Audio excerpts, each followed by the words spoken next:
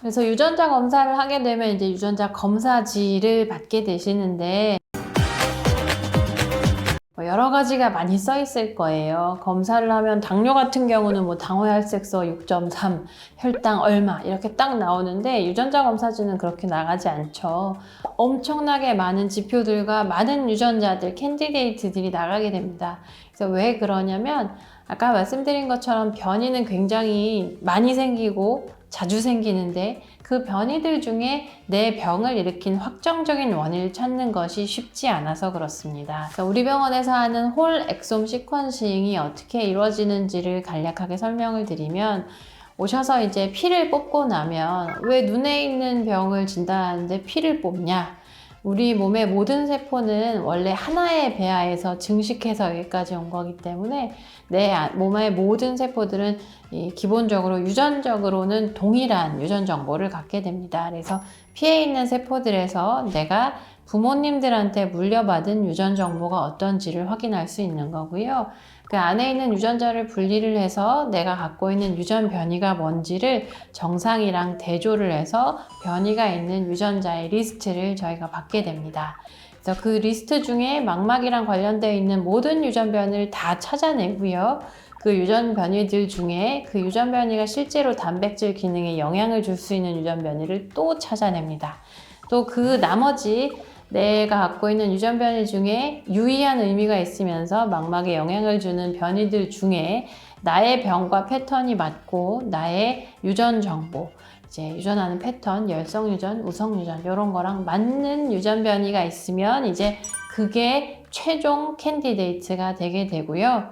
여기에서 이제 이것 때문입니다 라고 하려면 나랑 동일한 임상 양상을 가진 다른 사람들이 이 변이 때문에 병이 되었다는 것을 확실히 입증한 과거의 데이터가 있어야지만 이것 때문입니다 라고 할 수 있는데 그런 데이터가 모두에게 있는 것이 아니고 또 유전자 검사는 원래는 아주 심한 분들만 했었잖아요.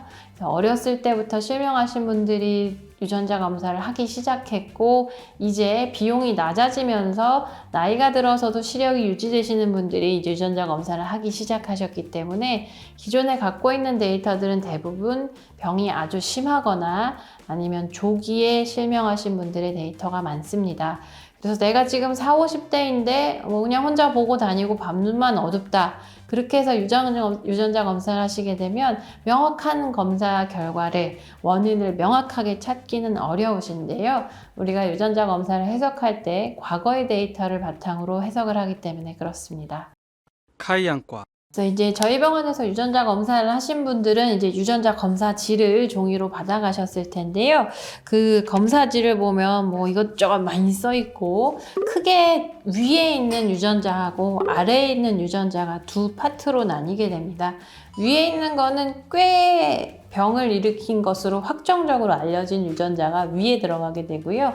아래에 있는 유전자들은 가능성이 있지만 확실하지 않은 것들이 아래에 있게 되세요. 그래서 보면 맨 앞에 ACMG 클래시피케이션이라고 써 있는 지표가 있는데 이게 이제 미국에서 이 유전자 검사를 하는 사람들의 단체입니다. 이 단체에서 어떤 기준을 충족하면 이것 때문이라고 얘기해 주자라고 정한 클래시피케이션이어서요.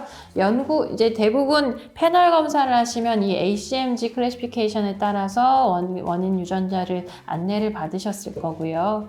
저희처럼 이제 연구를 하는 데에서 유전자 연구를 하신 경우는 ACMG를 따라서 할 수도 있지만 뭐 다른 클린바라든지 다른 지표를 보는 경우도 있는데 국제적인 스탠다드는 현재 ACMG가 맞긴 합니다.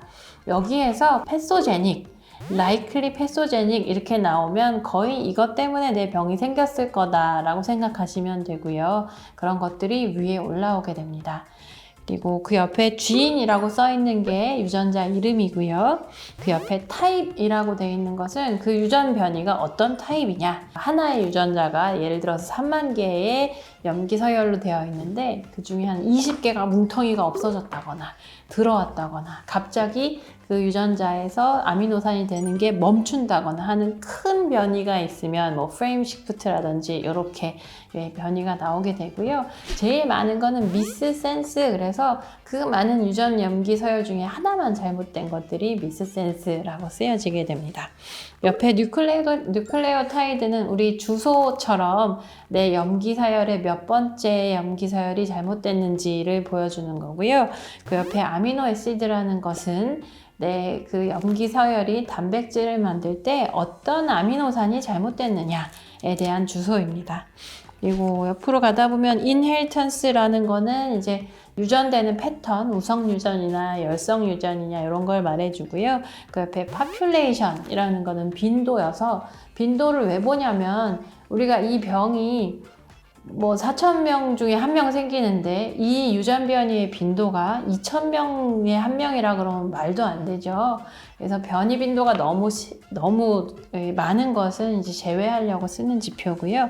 그 옆에 있는 데미징 스코어라는 게 6개가 있는데, 그 데미징 스코어라는 거는 우리가 이렇게 피 검사를 하고 가시면 어떤 변이가 있는지는 알 수 있습니다. 근데 그 변이가 실제로 단백질의 기능에 영향을 주는지는 그것까지 바로 알 수는 없기 때문에, 물론 이 변이가 중요한 변이이고 과거에 병을 만들었다는 게 확실하면 그냥 그것 때문이지만, 그렇지 않은 경우는 이 유전 변이가 단백질의 기능에 영향을 주는지 보는 지표가 이 데미징 스코어고, 굉장히 많은 게 있는데 저희 같은 경우는 이 6개를 다 확인을 해서 과반수에서 반 이상에서 기능에 이상이 있다라고 보면 자, 이게 가능성이 있을 수도 있겠다라고 하기로 정한 겁니다. 그러면 이렇게 유전자 검사를 하면 뭘 알 수 있을까요?